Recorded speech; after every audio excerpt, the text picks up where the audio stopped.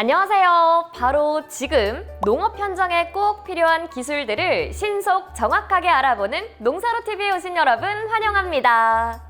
요즘 과수원의 불청객, 유해조수 때문에 피해를 호소하는 분들이 정말 많습니다. 그래서 오늘은 과수 농사를 망치는 새와 멧돼지들로부터 농작물을 보호할 수 있는 방법을 알아보려고 합니다. 과연 어떻게 관리하면 좋을지 연구관님 모셔서 이야기 나눠보겠습니다. 안녕하세요. 안녕하십니까. 예. 연구관님, 유해조수라고 하면 새와 동물 뜻하는 거 맞나요? 예, 그렇습니다. 일단 새들은 겨울이 되기 전에 충분하게 영양분을 섭취하고 또 겨울을 안전하게 보내야 되기 때문에 달콤한 가시를 성숙하면 새들이 먹이로서 먹게 됩니다. 그런데 그렇게 먹게 되면 이제 농작물로 큰 피해를 주는데 그 중에서 이제 까치와 물까치, 직박구리가 우리 배, 사과, 포도 여러 과실들을 쪼아버리기 때문에 상품성이 크게 떨어집니다. 동물 중에서는 멧돼지와 고라니가 가장 큰 피해를 주는데 특히 이제 멧돼지 같은 경우는 과실뿐만 아니라 농작물 그리고 아예 과수 나무를 더 이상 열매를 못 맺도록 이렇게 훼손을 해버리기 때문에 과수 농가의 피해가 크고 특히 저녁 무렵에 이제 나와가지고 농가들이 굉장히 위험 요인으로 받아들여서 시골뿐만 아니라 도심 지역에서도 굉장히 큰 문제가 되고 있죠. 그런데 연구관님, 아무래도 새는 날아다니다 보니까 잡기가 쉽지 않을 것 같거든요? 네, 물론 그렇습니다. 그래서 이제 조류는 대부분 쫓아내는 방법으로 지금까지 피해를 굉장히 줄이고자 했거든요. 그런데 이제 개체수가 너무 또 그리고 계속적으로 늘어나고 있는 그런 상황이기 때문에 피해는 이제 매년 반복되고 농가들의 불만은 커질 수밖에 없습니다.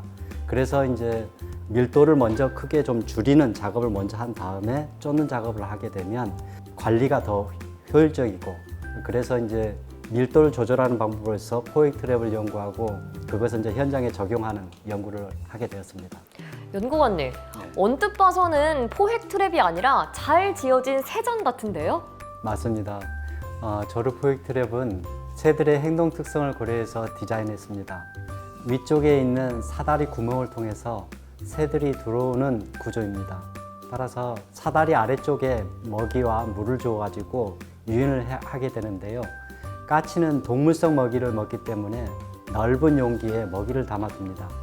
먹이 그릇은 특히 이제 비가 올 경우에 대비해서 물이 잘 빠지도록 구멍을 확보를 해야 돼요. 그래서 먹이가 너무 마르지 않도록 약 3cm 정도의 높이로 물을 좀 채워주고 깨끗한 식수를 따로 넣어주면 먹이 유인에 더 효과적입니다. 연구관님, 근데 저는 유인새가 있으면 더 포획이 잘 된다는 이야기를 들었어요. 맞나요? 맞습니다. 유인새 효과도 있지만 무엇보다도 중요한 것은 포획 트랩의 위치를 잘 선정하고 좋은 먹이를 쓰는 것인데요.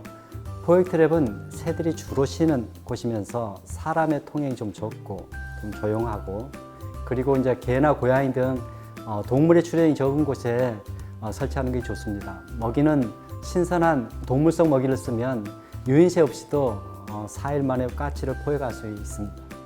그렇군요. 그런데 이 물까치와 직박구리처럼 식물성 먹이를 먹는 새들은 어떤가요? 예, 식물성 먹이를 먹는 새들은 포획 트랩 설치 장소로 조류 이동 경로 중간 지점에 그늘이 있는 뻥 뚫린 장소를 선택하는 것이 좋습니다. 먹이로는 포도와 참외, 딸기 같은 식물성 먹이와 깨끗한 물을 넣어주면 좋고요. 동물성 먹이를 먹는 새와 달리 트랩 안에 유인새를 투입하면 하루 만에도 새들을 포획할 수 있습니다. 그렇군요. 이렇게 같은 새인데도 성향이 완전 다르네요. 그런데 저는 여기 오면서 독수리 모형 연이랑 또 사이렌 소리를 정말 많이 들었거든요. 이런 것들도 혹시 조류를 쫓는 방법 중에 하나일까요? 예, 아주 잘 보셨습니다. 현재 가수 농가에서 사용하는 방법 중 새 천적 모형과 그리고 큰 소리 나는 것 그리고 빛을 이용하는 기피 자재 이용 방법인데요. 이 방법은 가장 경제적이고 이제 환경을 생각하는 방법이지만 새들이 학습 효과가 빨라서 자극 자재를 자주 교체해줘야 돼 효과를 확인할 수 있습니다. 또 이제 총기를 이용해서 포획하는 방법도 있는데요. 이 역시 이제 번식기에는 봄에 실시를 하게 되면 개체 수를 줄이는데 효과를 기대할 수 있습니다. 마지막으로 과수원 전체를 둘러싸는 방조막 역시 조류 피해를 예방하는 좋은 방법이고요. 작은 새는 물론 노린재 같은 해충도 예방을 할 수 있고 이제 우박과 같은 자연재해도 줄일 수 있지만 비용 부담이 좀 크다는 것이 단점이 되겠습니다. 네, 연구관님. 이렇게 과수 농가마다 잘 맞춰서 고안된 방법들을 활용하는 게 참 중요할 것 같은데요. 그런데 이번엔 이 과수원의 폭군이라 불리는 멧돼지.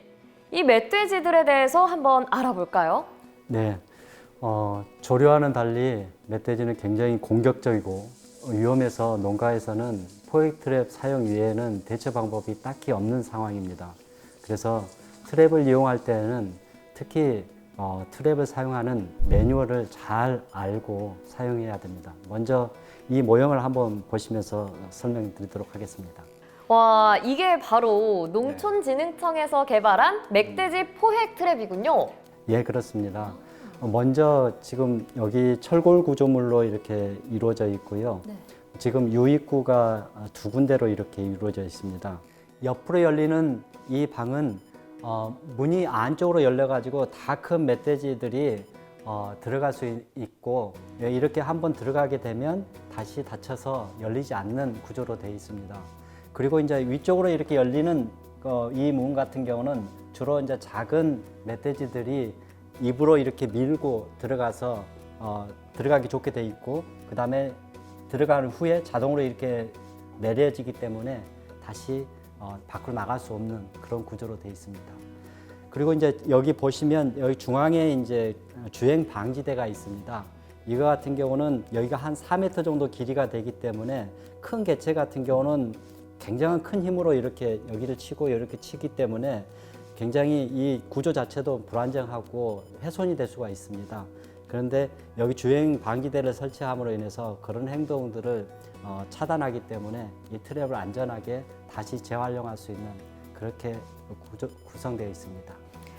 정말 멧돼지 포획에 필요한 기술들이 집약된 트랩이라고 할 수 있겠네요. 예, 그렇습니다. 그런데 연구관님, 야생 멧돼지는 예민해서 유인하기가 쉽지 않다고 들었거든요. 맞습니다. 멧돼지를 잡기 위해서는 많은 인내심과 수고가 필요합니다. 가장 먼저 해야 될 일은 멧돼지가 다니는 길에 먹이를 둬서 이 먹이에 대해서 안전하게 이렇게 먹을 수 있게끔 길들이는 작업입니다. 그러려면 멧돼지가 다니는 길과 트랩을 놓을 만한 곳을 잘 찾아야 하는데요. 멧돼지가 다니는 길은 산자락 끝부분에 인적이 좀 드물고 좀 앞이 좀 막힌 약간 좁은 길입니다. 이 중 트랩을 설치하기 편하게 평평한 땅을 선택하는 것이 매우 중요합니다. 야생동물은 익숙한 길로만 다닌다고 하잖아요. 네. 그래서 장소 선정이 참 중요할 것 같거든요, 연구관님. 예, 그렇습니다. 네, 그러면 유인 먹이는 어디에 두나요? 유인 먹이는 이동하는 길목 중에 먹이 주는 장소를 두어 군데 정하게 됩니다. 서로 한 500m 정도 떨어진 곳이 좋아요. 먹이는 비우고 중기 프레이크 사료를 용기에다가 5리터쯤 물을 부은 옥수수를 부은 다음에 물을 약 한 뼘 정도 그 용기 위로 이렇게 더 붓습니다. 그렇게 해서 한 3일 정도 따뜻한 곳에 숙성을 해두게 되면 발효가 일어나서 그 시큼한 냄새가 나게 됩니다. 그래서 유인 장소에 약 폭 50cm 넓이로 흙을 이렇게 판 다음에 약 3, 4kg 정도 부어서 먹이를 주게 되면 멧돼지가 시큼한 냄새를 좋아하고 이 발효된 먹이에 반응을 아주 잘 보입니다. 그렇군요. 그럼 갑자기 생긴 이 먹이에 멧돼지들의 반응은 어떤가요? 처음에는 의심해서 잘 먹지 않습니다. 따라서 먹이 반응이 한 3일 정도 연속 없는 경우라면 잠시 먹이 주기를 쉬고 약 일주일 정도 지난 다음에 다시 먹이를 주기를 시작하는 게 좋습니다. 먹이는 아침 7시에서 오후 6시 사이에 낮 동안에 이제 주고 이전에 먹지 않았던 먹이 위에다가 또 새 먹이를 이렇게 더해주기만 하면 됩니다. 만약에 이제 먹이를 먹기 시작했다 그러면 그 상태로 약 10일간 먹이를 계속 먹을 수 있도록 익숙하게 한 다음 그 다음에 바로 트랩을 설치하게 됩니다. 아, 그렇군요. 정말 설명만 들어도 이제 손에 땀이 날 정도로 긴장도 되고 그런데요. 그러면 이 트랩은 도대체 어디에 설치하면 될까요? 예, 멧돼지 먹이가 이제 공급되던 장소에 이제 트랩을 설치하게 되는데요. 이제 트랩을 놓기 전에 땅에 H자 이렇게 모양으로 이렇게 땅을 좀 파요. 네. 그러니까 그 판 위에다가 먹이를 이렇게 줄줄 이렇게 놓게 됩니다. 그러면 그 안에 멧돼지가 이제 유인 먹이를 보고서 이제 계속 먹게 되고 흙하고 섞여져 있기 때문에 먹이를 한꺼번에 먹는 시간들이 좀 지연됩니다. 그래서 다른 개체도 와서 먹을 수가 있고요. 멧돼지는 이제 힘이 좋아서 트랩이 움직이거나 또 부서질 수가 있기 때문에 이렇게 그 트랩을 설치하고 나서 잘 끈으로 고정시켜 두는 것이 중요합니다. 그리고 멧돼지가 트랩 내부로 유입할 때 바닥에 이제 이물감들이 없어야 되거든요. 이제 일부 이제 트랩이 같은 경우는 여기에가 이제 새 바닥으로 이렇게 되는 경우도 있어요. 근데 바로 이제 밖에 있는 그 조직감과 그 다음에 트랩 내부에 있는 조직감이 거의 비슷하게 해서 이 트랩에 대한 느낌들이 굉장히 자연스러워야지 유입이 잘 됩니다. 경계심도 내려놓게 되고요. 그리고 이제 트랩을 놓을 때 여기 지금 스프링이 있는데 이 스프링 탄성을 참 잘 구성을 해야 됩니다. 그래서 너무 이렇게 탄성이 너무 연하게 돼가지고 공간이 생긴다든가 그런 일이 없도록 하는 것도 매우 중요하고요. 유인문 주변으로 바닥에 철망을 이제 본체하고 이렇게 단단하게 이쪽 주변에는 결속하게 됩니다. 이쪽에는 이제 철망을 밑에 쪽에다는 결속을 해서 주로 이제 여기 주변으로 해가지고 많이 이렇게 주둥이로 이렇게 건들어요.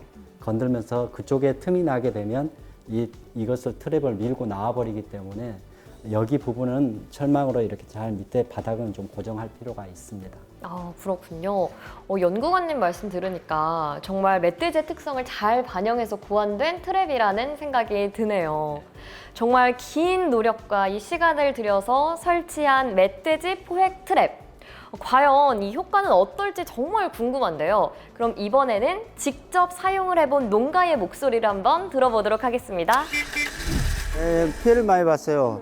왜냐면 우리 과일이 크기 시작하면 얘네들이 찍기 시작해갖고 이제 어느 정도 익으면 단맛이 들지 않습니까? 얘네들이 엄청 와서 찍어요. 우리가 피해를 농가에서 엄청 많이 봅니다. 이제 트럭에 설치한 게 더 많이 잡혀요. 예, 많이 잡혀요.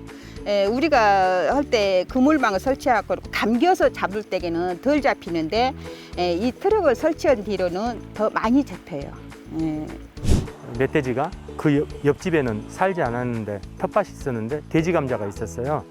돼지 감자를 초토화를 해놨더라고요. 먹이를 주고 길들이기 한 다음에 그 8마리 다 포획틀로 8마리 다 생포를 했습니다. 아주 성과가 대단했었죠. 정말 농가에서 잘 활용하고 있다니까 이 트랩이 더욱 대단해 보이는데요. 맞습니다. 제가 멧돼지 포획 트랩 사용 꿀팁을 하나 더 드리면요. 저희가 개발한 멧돼지 포획 트랩은 크기가 커서 한꺼번에 7마리까지 잡을 수 있었습니다. 지금까지 포획된 걸 보면 야간에 비가 온 경우에 포획률이 더 높았고 먹이 공급을 계속한 경우 연속으로 포획도 가능하였습니다. 따라서 이를 잘 활용하신다 그러면 과수원의 폭군, 이 멧돼지를 줄이는데 큰 도움이 될 거라고 생각이 됩니다. 네, 유해 조류와 멧돼지 때문에 힘든 과수 농업인 여러분, 이제 유해 조수 포획 트랩으로 안심하고 작업하세요.